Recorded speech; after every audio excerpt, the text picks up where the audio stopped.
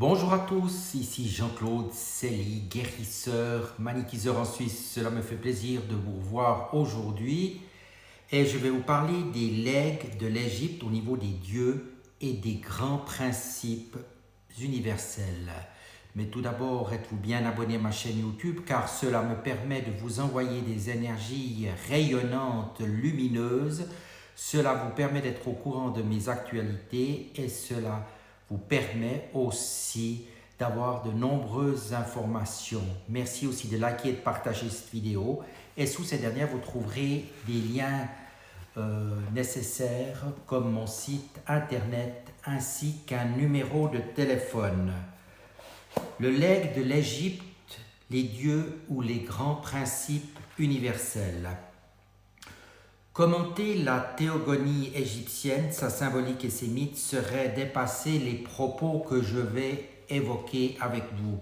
La matière est d'autant plus complexe à traiter que la solution de l'énigme, c'est-à-dire une appréhension exacte de cette théogonie, est très bien protégée encore de nos jours, car seul le lien karmique de chacun de nous avec l'Égypte donne la vie présente certaines facultés de mettre en pratique un type de magie et en permet le réel accès. Toute approche intellectuelle est certes utile et même très utile, néanmoins la clé qui autorise cette pratique est ou n'est pas en chacun de nous.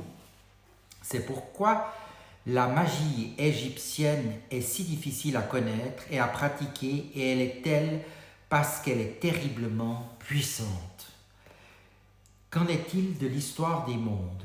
Si la théogonie égyptienne implique les forces agissant dans notre système solaire, elle est intimement liée aux sources respectives de ces forces, c'est-à-dire à l'immensité céleste dépassant ce système.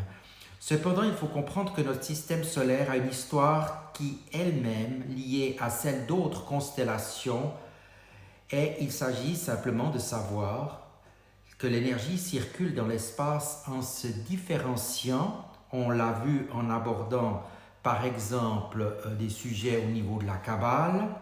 Ces énergies donnent la vie au sens de conscience à des êtres dont nous faisons partie, lesquels évoluent à travers toutes les phases du cosmos, entendez toutes les galaxies, toutes les constellations et tous les systèmes solaires, jusqu'à atteindre un certain degré de force de conscience.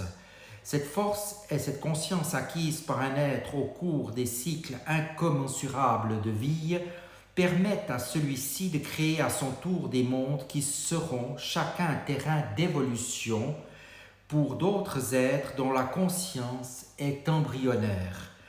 Ces derniers trouveront la vie de l'être dans un de ces mondes et y feront toutes les expériences possibles jusqu'à ce qu'ils deviennent un avec le créateur de ce monde, le Dieu de ce monde.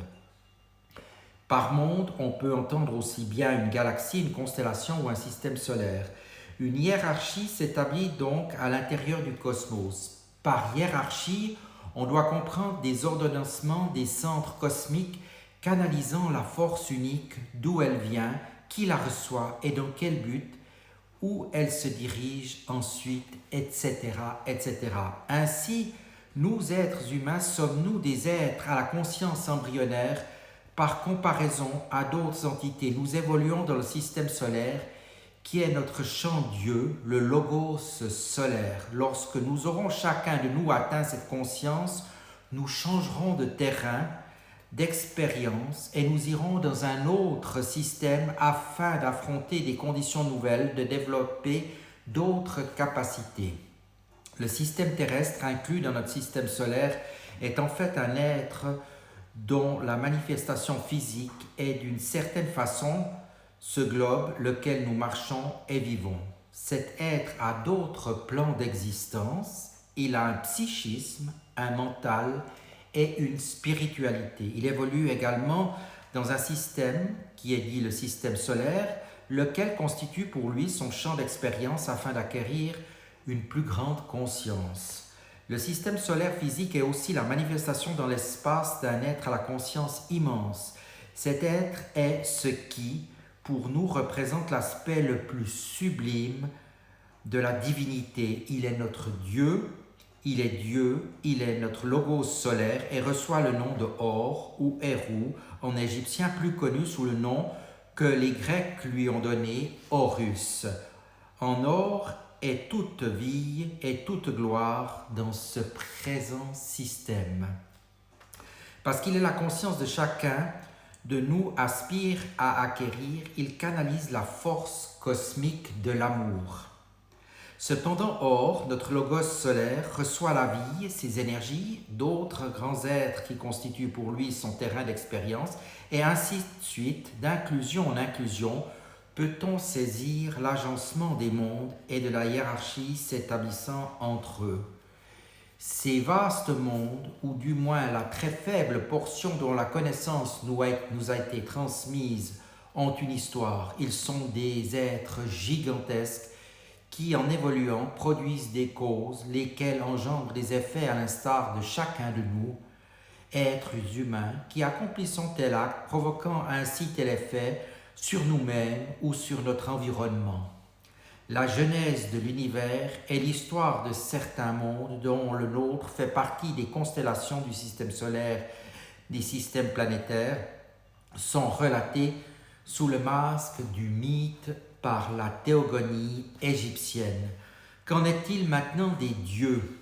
La grande équité dont dépend notamment notre logos solaire est celle qui régit ce qui se manifeste physiquement par la constellation de Sirius.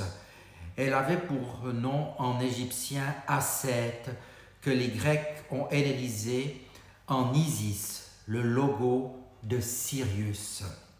La représentation symbolique et magique d'Aset était et est encore une jeune femme très belle, vêtue d'une robe blanche et recouverte d'un manteau bleu, voilant la tête. Elle tient dans ses bras son niveau du cœur, un enfant, une image qui est très connue, c'est celle que le christianisme représente, la Vierge Marie. Aset canalise l'aspect féminin ou magnétique de l'intelligence universelle, pétrissant la substance cosmique. Elle nourrit notre système solaire et en conséquence nourrit chacun de nous. Les textes des pyramides appellent Aset la grande pourvoyeuse, car elle pourvoit la vie de notre système. Symboliquement, elle donne la vie et son fils Horus. La Vierge tient son enfant dans ses bras. C'est pourquoi il est dit dans la tradition ésotérique que si l'espace éternel de la non-manifestation est la mère absolue, la première mère manifestée est Bina, universelle. La deuxième mère plus proche de nous est Aset, Isis, et la splendeur de Sirius, celle qui nourrit notre système. Cette entité merveilleuse, Aset, est liée à un autre monde dont des centres est une constellation, c'est-à-dire une autre entité appelée Osir ou Osiris pour les Grecs. Osir en tant que logos de plusieurs constellations canalise l'aspect masculin ou électrique de l'intelligence universelle active dans la substance cosmique qui est aussi appelée troisième logos.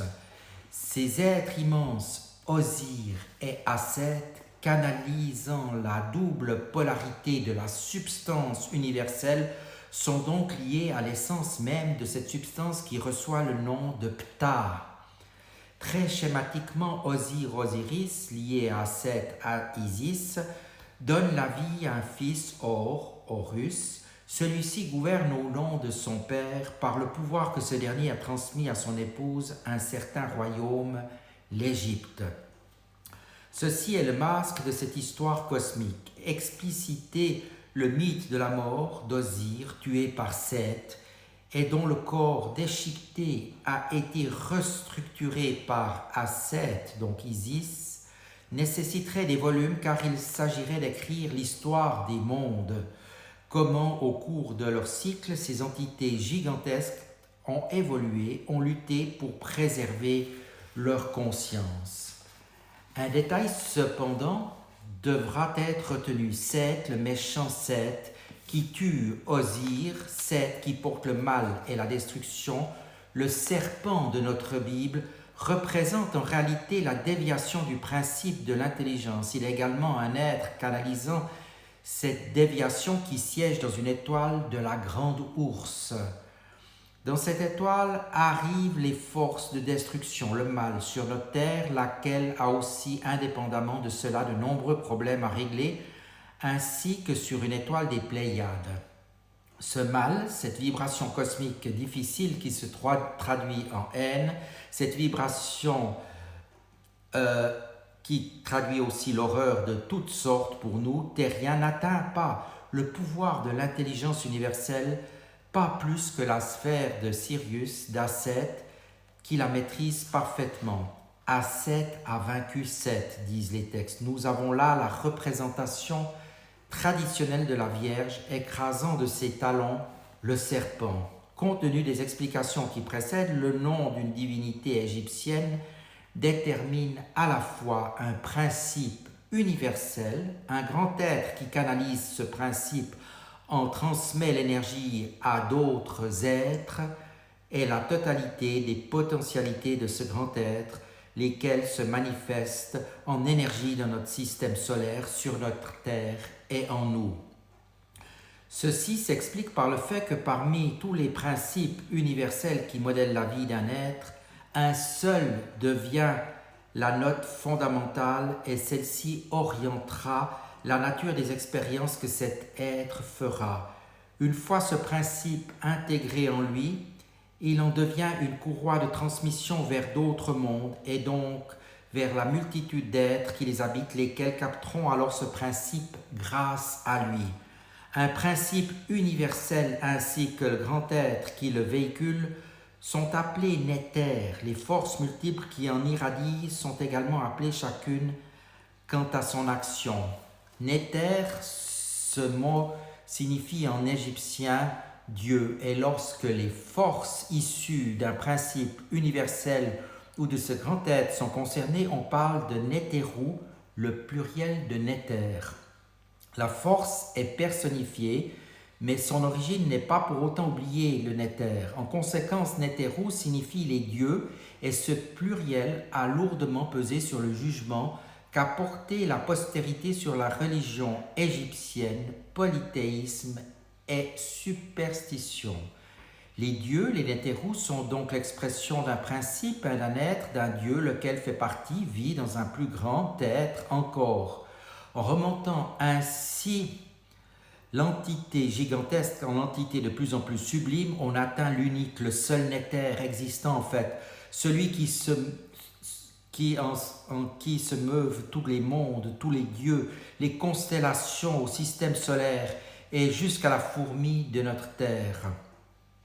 Celui que l'on appelle Dieu est ce qu'il est, en effet, ce Dieu-là, l'un, le seul, n'est connu que par sa création ou manifestation. Il vient d'être précisé qu'une grande entité, un éther, pouvait être captée sous l'un de ces différents aspects ou potentialités, et que cet aspect est également appelé Néther, Dieu, l'ensemble des énergies étant les Néthéru, les dieux. Traduisons le mot Dieu par force. Différentes forces composent un grand être, de même que plusieurs qualités caractérisent un être humain. Ainsi, en ce qui concerne Asset, le grand Néther de Sirius, décompose-t-on son action selon le type des forces manifestées. Tout d'abord, nous avons Hathor. Dès qu'il s'agit d'évoquer l'aspect germe de vie, la force, la beauté, la plastique parfaite, le feu de la vie et l'ardeur des plaisirs, Hathor et Héru en égyptien signifie maison d'or ou maison de Héru. Elle symbolise l'énergie qui émane de Sirius, façonne un monde parfait digne d'être habité par or. Elle est la gaieté, la danse, la fête, la musique et l'amour. Dieu est joie et amour, et Hathor dans notre système solaire est cette force. La force ou la sphère sur l'arbre kabbalistique, c'est-à-dire dans notre système par laquelle elle se manifeste, est Netzach. Dans l'expression danse est la planète Vénus. Hathor a également un autre aspect, un autre visage très violent de la nature, du feu protecteur et destructeur. Il convient d'en taire le nom de craindre que par étourderie ou légèreté qu'il soit prononcé sans motif sérieux et légitime. En raison des abus de cette énergie que firent les hommes, elle a pu sembler par cette altération revêtir un caractère infernal, mais la pratique magique montre combien à tort est aimante et bénéfique et que loin de jouer le jeu de la matière dense, elle contribue à brûler celui-ci pour en extraire la véritable vie emprisonnée dans cette opacité. Nep et Bet ou Nephthys, il s'agit d'un aspect du magnétisme universel agissant dans la profondeur de la matière dense. Cette force absorbe ou révèle, en ce sens qu'elle cache, elle jette un voile, ou au contraire manifeste, elle ôte le voile. Cette force nétère agit sur le système nerveux des êtres humains, provoquant ainsi des bouleversements de leur conscience, en réveillant ou en cachant notamment la mémoire de leur vie passée. C'est elle qui, agissant via la planète Neptune, nous protège des souvenirs encombrants, douloureux ou heureux, des incarnations passées et nous permet en conséquence de revenir sur Terre avec la conscience de la nouveauté, nous donnant ainsi la chance, l'opportunité de revivre une vie qui ne sera pas perturbée par le souvenir de notre propre histoire. Vouloir ôter ce voile en évoquant Nep et Bet peut s'avérer terriblement dangereux. Certains se sont donné la mort du fait de révélations insupportables. Lorsqu'elle voile Nep et Bet, dispense l'illusion. Lorsqu'elle révèle, elle fait jaillir l'illumination. Ce sont bien là les attributs de Neptune. En fait, la force Nephthys, passant par cette sphère en symbiose avec les énergies propres à celle-ci, provoque de tels effets. Quant à Seth agit sur l'enfantement, la gestation et la mère, via la sphère de la Lune, elle prend à nouveau son nom d'Asset, donc d'Isis, et ce dernier est alors usité en magie. Il a été dit qu'un grand néther englobait de nombreux nétérous, Ptah. Le mystère de Ptah réside dans le pouvoir immense de ce que l'on considère comme une entité gigantesque. Ce qu'il est, son action sur la Terre, et le procédé magique pour l'évoquer seront tus dans ce livre, car la théurgie égyptienne, terriblement puissante, peut engendrer de graves déséquilibres chez tous ceux qui l'emploient sans discernement. Cela est d'autant plus vrai en ce qui concerne Ptah, dont le contact nécessite une structure particulière. Ainsi, très brièvement, un aperçu a-t-il été donné sur les legs de l'Égypte en tant que représentation des principes universels et des entités perçues par nous comme des forces agissant dans notre système solaire, mais dont l'origine se situe hors de celui-ci. Les Égyptiens reçurent cette connaissance de l'Atlantide, et cette dernière de Mu, ainsi que de la présence en ces temps lointains sur notre planète d'êtres venus d'autres systèmes ou constellations. Cet enseignement théorique et surtout pratique, entendez magique, était dispensé par une école qu'on appelait l'école de Sirius, afin de bien mettre en évidence le lien de notre système solaire avec cette constellation. Cette école recevait le qualificatif de royale parce que ses révélations n'étaient réservées sous cette forme dévoilée qu'à des hauts initiés. Le peuple était convaincu qu'il existait une multitude de dieux, de déesses agissant çà et là, et qu'il n'y avait aucune connaissance de la réalité ni de leur origine. La compréhension de ce que je viens de dire, aussi simpliste soit-elle, elle n'est peut-être pas, est utile dans la mesure où chacun de vous, en vous remémorant ceci, se fera une image mentale même édulcorée de l'univers. Rien qu'en visualisant ce schéma des mondes s'interprétera dans notre visualisation une imagerie mentale qui vous mettra en contact, sans que vous le sachiez, avec les grands principes, par le simple fait de penser. Si ce n'est pas le cas, évidemment, par cette activité mentale développée sur ce sujet, il ne sera donc pas facile de créer des liens de communication dans ce sens. Progressivement, Vous vous laisserez donc envahir par ces flux d'énergie intenses qui se connecteront directement à votre conscience dans un éveil sûr et silencieux. Ça aura bien entendu des effets très importants, car les prêtres de l'Égypte tendaient la main vers le ciel et murmuraient autrefois à l'initié: « Enfant de l'univers, voici ta maison. » Voilà quelques principes que je vous donne qui sont tirés du livre d'Alexandre Moriasson, La lumière sur le royaume, ou pratique de la magie sacrée au quotidien. Pensez-y, cela peut vous conduire à des vibrations plus fortes, plus intenses. Cela peut révéler un certain nombre de choses en vous. Et voilà, si vous êtes prêt à aller dans ce chemin, vous serez accueillis certainement avec bonheur. Soyez bienveillants dans la lumière et je vous dis à tout bientôt. Merci de votre attention.